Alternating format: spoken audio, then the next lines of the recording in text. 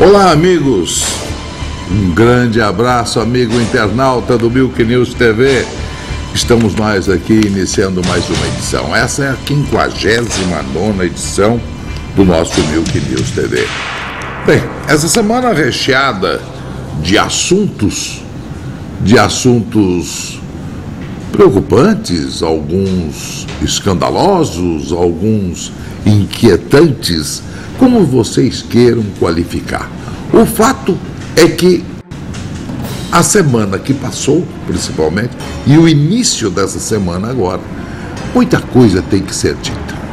Mas vocês devem ter reparado, e aqui eu estou só fazendo um introito, que a imprensa não está cuidando com o devido destaque de assuntos importantíssimos. Tipo, por exemplo, o caso Toninho do PT, escândalo de Campinas. Lá existe uma ligação e cada dia que passa a gente concorda que alguma coisa de podre, né, existe a ser ainda pesquisado, investigado, esclarecido. Eu estranho muito, eu estou tentando um contato com a doutora Rosiana Garcia, né, que é esposa do Toninho do PT, assassinado, prefeito de Campinas. É muito estranha essa posição, ela não está entrando em contato. Nós estamos tentando vários contatos através de várias pessoas, e ela que reclamava que não tinha espaço para protestar, já que ela rompeu com o PT, porque diz ela em declarações anteriores, disse ela que o PT a havia abandonado, que aliás é uma marca deles nesses casos. Estamos tentando também um contato com a família de Celso Daniel, o irmão que está na França. Também existe ali outro prefeito do PT assassinado em Santo André. Então são coisas estranhas que estão acontecendo.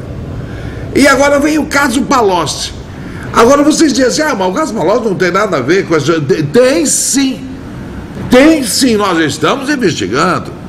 Nós não temos rabo preso com ninguém. Agora a gente explica o porquê desse silêncio da imprensa. Eu peguei alguns dados que eu quero transferir para vocês, que é muito importante isso. É importante, sim, porque você não ouve isso na televisão, você não lê isso no jornal, nenhuma revista, em lugar nenhum. Porque existe, como nós já dissemos várias vezes, um tremendo comprometimento da imprensa. E qual é este comprometimento? Só para vocês terem uma ideia, a nível federal, somente o Ministério da Saúde gastou em publicidade, em veiculação na imprensa, 198 milhões de reais. O Ministério da Saúde. Eu pergunto para você viu alguma coisa? Você assistiu alguma coisa? Não sei, um anúnciozinho, campanha de vacinação, uma coisinha assim muito rápida. Porque quando vem o ministro falar, aquela fala do ministro é graciosa, faz parte já de um acordo anterior, é de lei aquilo, um espaço. Cada ministro pode requerer aquele espaço quando se tratar de alguma coisa de utilidade pública. Aquilo não é pago, não. Só aquelas outras inserções, aqueles filminhos, aquelas bobaginhas. 198 milhões só o Ministério da Saúde. Ganhou de quem? Só um outro, que é o segundo classificado, tá? E isso são dados da revista especializada Meios e Mensagens. Levantamento oficial. Somente o Ministério ganhou do Estado de São Paulo. Estado de São Paulo gastou, atenção, verba de publicidade, 139 milhões de reais. Então agora vocês vejam por quê, né, que as coisas não saem na imprensa. Qual é o órgão de imprensa? Qual é a televisão? Qual é a rádio? Qual é o jornal? Qual é a revista que vai desprezar um volume de dinheiro deste porte? Ninguém despreza. 139 milhões gastou o Estado de São Paulo. E você viu alguma propaganda do Estado de São Paulo? Hein? Alguma coisinha de Sabesp, alguma coisinha de CDHU, mas muito pouquinho para uma verba de 139 milhões. Aí você fica sabendo, você, por exemplo, policial civil, policial militar de sargento para baixo, que não existe dinheiro para dar um aumento para esse salário ridículo que vocês ganham. E ninguém protesta e ninguém leva as reivindicações de vocês. Por quê? Porque 139 milhões está por trás disso. Está explicado? Mas eu volto ao caso do... Aí eu ainda não fiz curso de mímica, então o pessoal fica aqui atrás dando mil sinais, eu não sei interpretar. Então, isso aí é muito bom. Então vocês vão ver a que ponto chega, e é onde... Às vezes eu pego algumas coisinhas assim, e aparentemente não tem ligação. Tem sim. Enquanto o Estado de São Paulo está gastou até agora, do início de governo até agora, 6 meses, 139 milhões de reais, eles vão cobrar de um coitado, de um policial militar, que durante o seu trabalho com uma viatura a serviço da população, bateu a viatura numa perseguição. E eles estão cobrando deste coitado, deste miserável, vamos chamar assim, financeiramente falando. Entraram com uma ação na justiça e estão tomando a casa dele que ele comprou, financiada, estão tomando a casa do soldado. Ponha no ar, é revoltante. Olá pessoal, meu nome é Rogério, sou policial militar há 16 anos. Em 1999 eu bati uma viatura protegendo a população, trabalhando, e o Estado me cobrou essa viatura. No caso eu me recusei a pagar, mesmo porque eu estava de serviço, eu estava trabalhando. E após alguns anos, em 2005, eu já tinha adquirido um terreno, estava construindo minha casa, a qual eu moro hoje com a minha família, e o Estado penhorou essa casa, como nesse documento que vocês podem ver.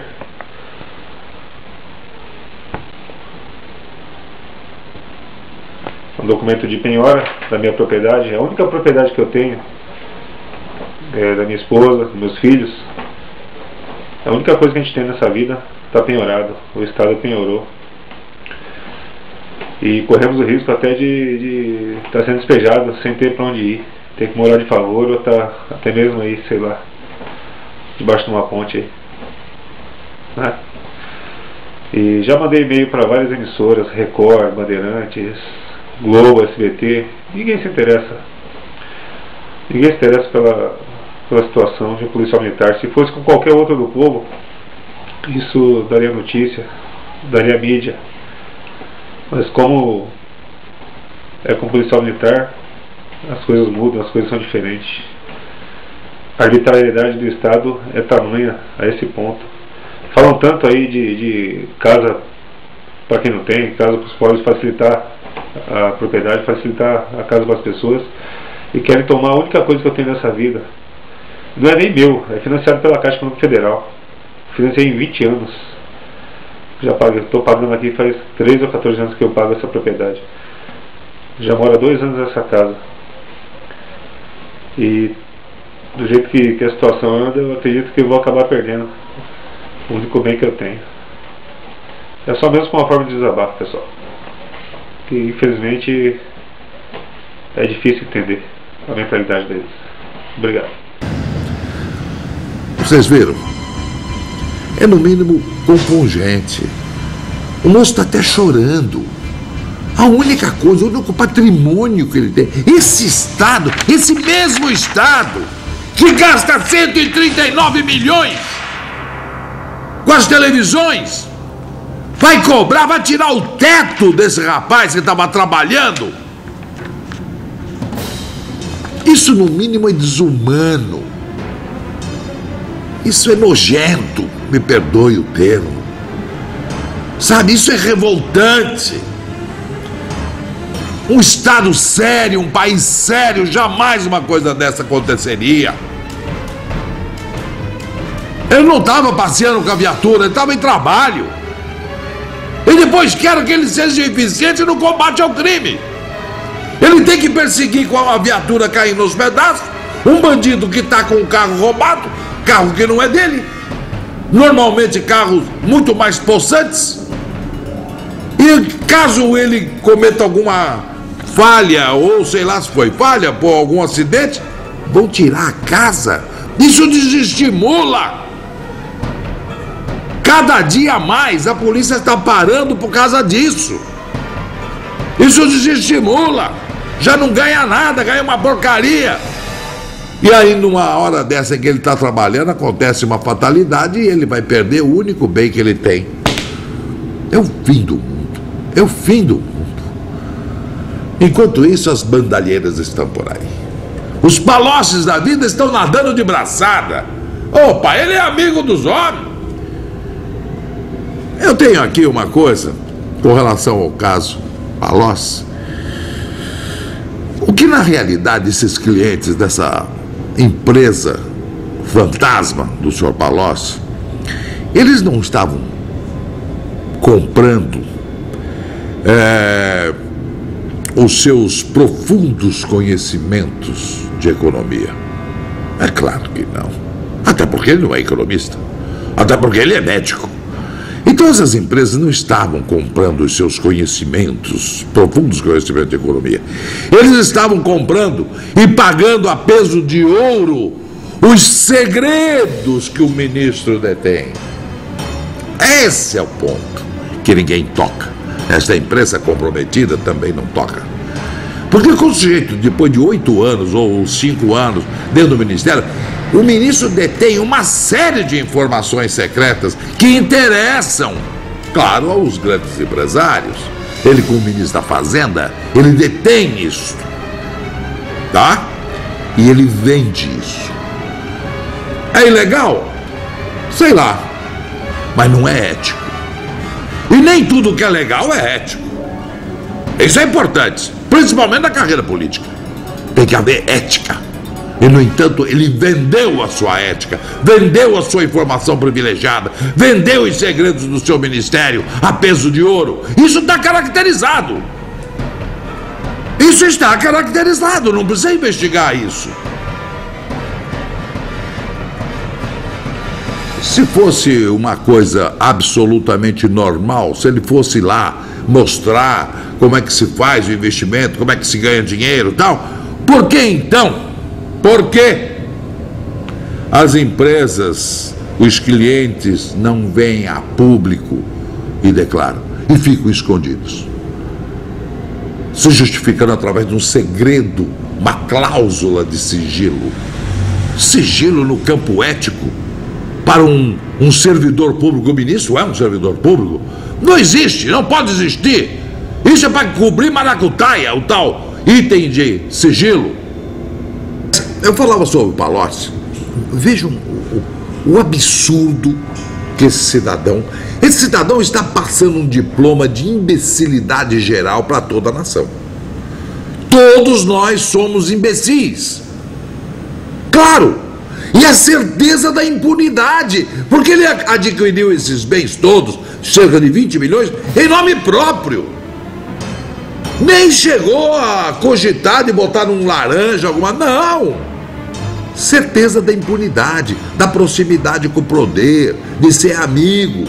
Ou, atualmente não anda tão amigo assim de alguns próceres do PT, mas, sabe, o ministro Manteiga não quer nem ouvir falar do Palocci. O Manteiga não pode ouvir falar do Palocci. Isso é informação de cocheira, tá? Deve começar por aí a queda do Palocci. O Manteiga até hoje não se soube nada a respeito dele, é um sujeito aparentemente íntegro. E não gostou da coisa. E está chiando.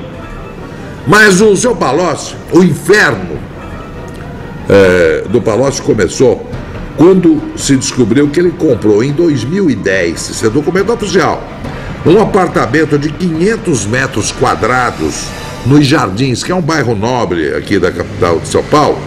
O imóvel custou a bagatela de 6.600.000 reais. Um ano antes dessa compra, ele adquiriu um conjunto comercial para instalar seu escritóriozinho para receber os seus amigos empresários e pagou 882.000 reais. Nossa Senhora! Trata-se de uma evolução patrimonial surpreendente para quem havia declarado em 2006, ele declarou um patrimônio de 295 mil reais. De lá para cá, cresceu dessa forma. Então, o condomínio, R$4.600 ele paga. Condomínio. E 2.300 de IPTU. Quer dizer, ele gasta 6.900, quase 7.000 reais, entre IPTU desse apartamento e do condomínio. Pois bem, não pense que ele mora nesse apartamento. Não, o apartamento está fechado. Tá?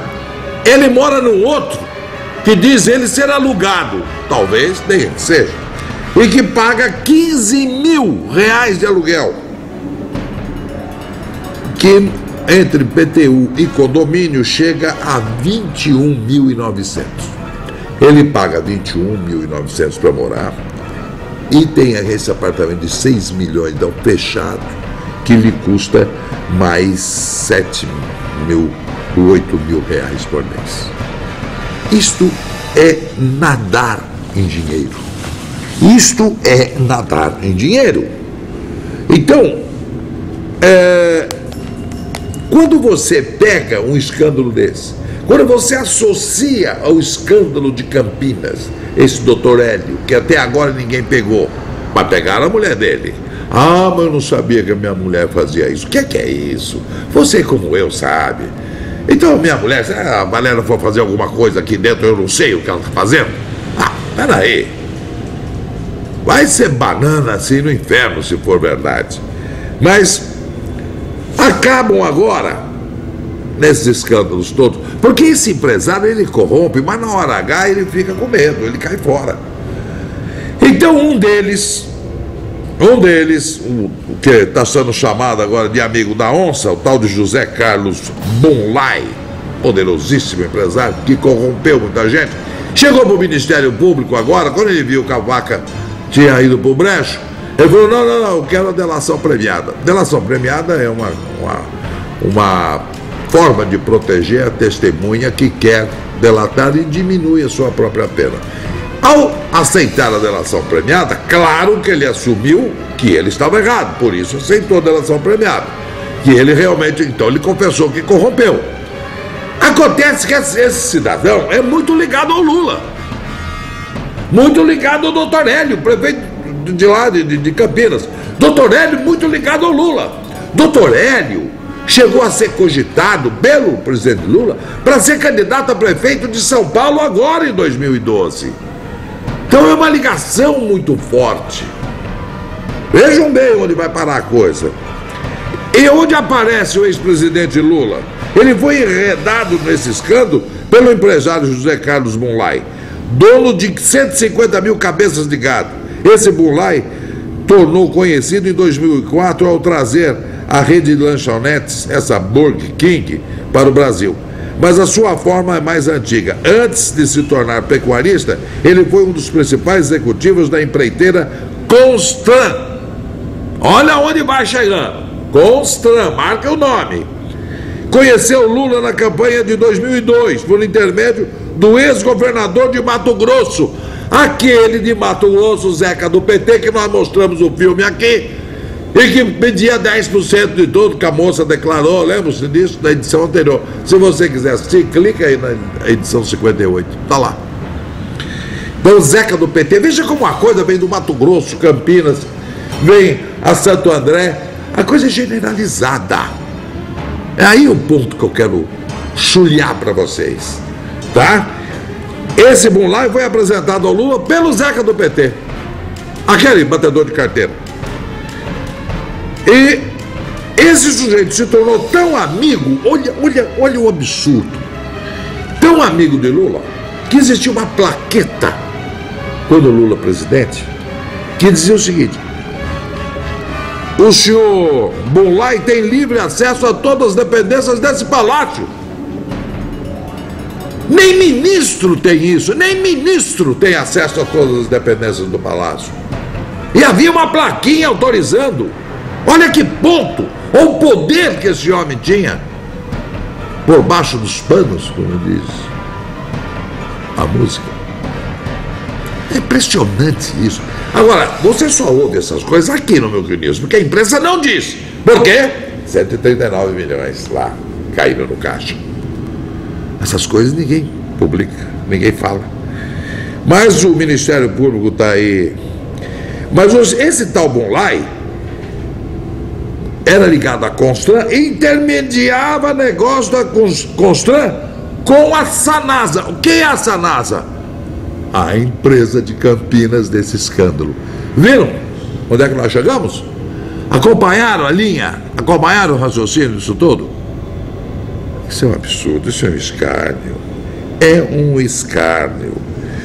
Meu Deus do céu. Bom, eu tenho outras coisas aqui. Eu lamento que esse programa tenha um período tão curto, né? Porque a gente tem que contar tanta coisa. Olha aqui, o caso Ricardo Teixeira, gente. Não sei se vai dar tempo. Será que dá tempo? Dá. No caso Ricardo Teixeira, qual é a qualificação desse cidadão para tamanho poder ao longo de tanto tempo? Uma única que eu conheço: genro de João Avelange. Mais nada. Mais nada. Ele não é nada. Foi um esportista? Foi nada. Foi algum dirigente de algum clube? Foi nada. Ele não foi nada de nada. No entanto, é o dono do futebol brasileiro, o esporte principal do nosso país, que rola milhões e milhões.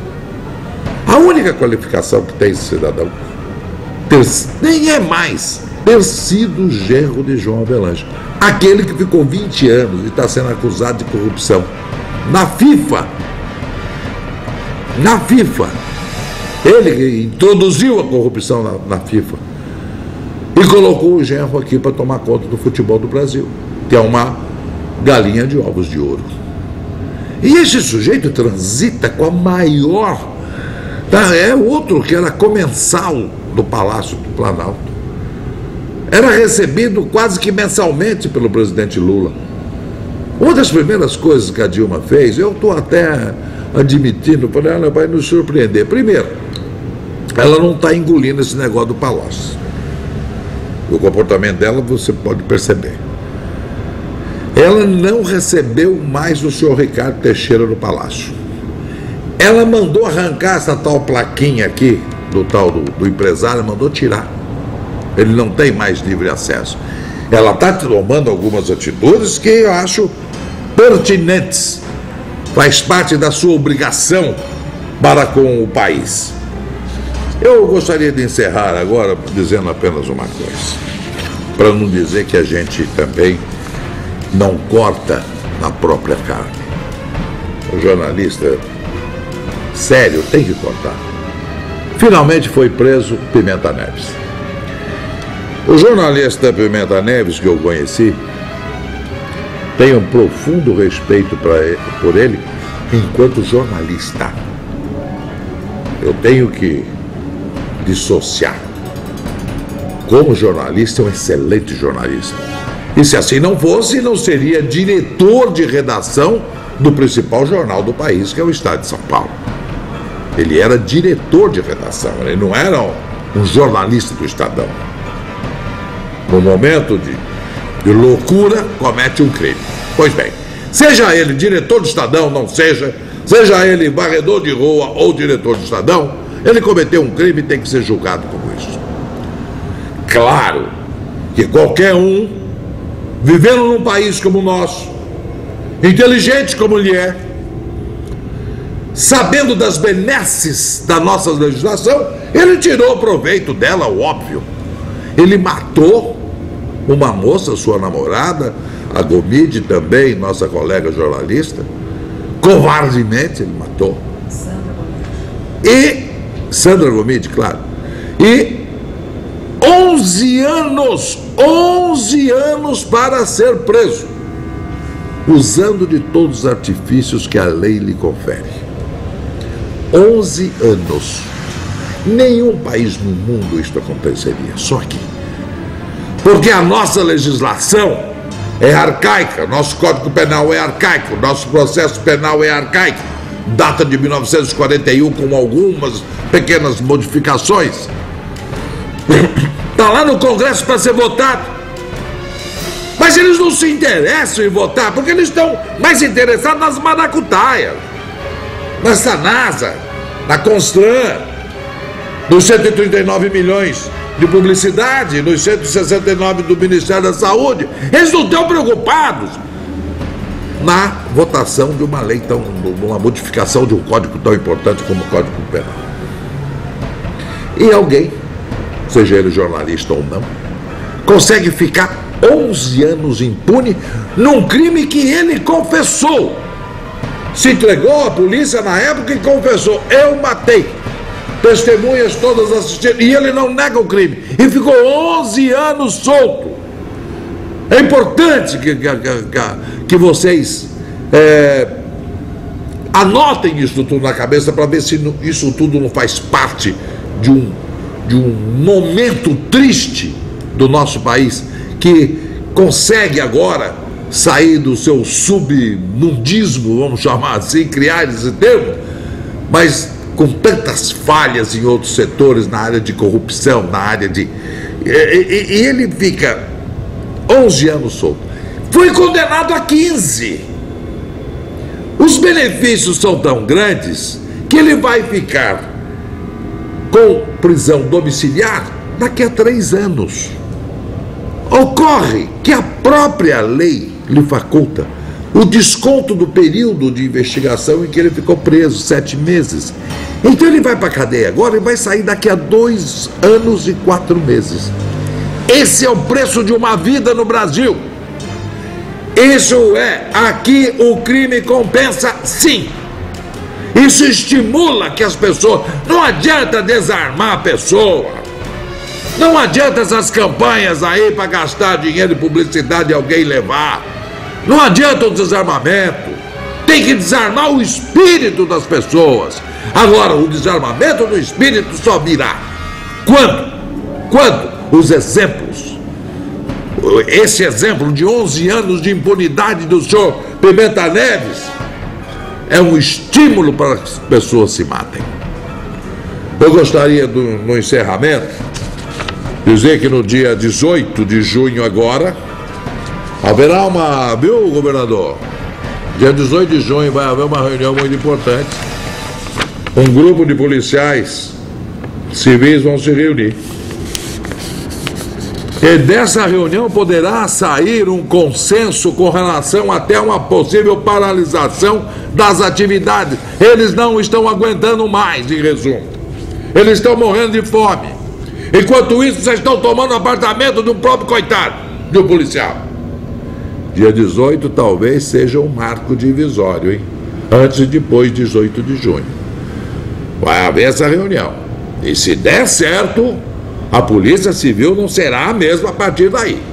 É bom que vocês se acautelem. Vocês que estão aí, os puxa-sacos do Palácio, que levam o notebook para o governador ouvir. Então, se está me ouvindo, governador, tome cuidado, porque a batata está assando. Muito obrigado pela sua audiência, muito obrigado pela sua paciência.